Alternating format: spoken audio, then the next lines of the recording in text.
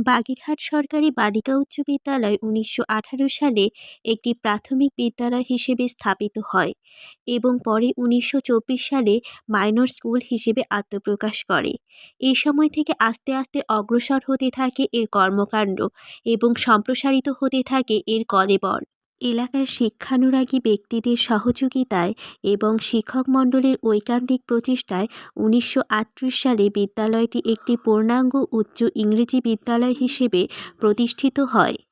এই সময় দশানী গ্রামের বাবু গোপালচন্দ্র বিশ্বাস বিদ্যালয়ে ৫,০০০ টাকা এককালীন অনুদান প্রদান করেন এবং তার বোন মনোমোহিনী এর নামানুসারে বিদ্যালয়ের নামকরণের ইচ্ছা পোষণ করেন।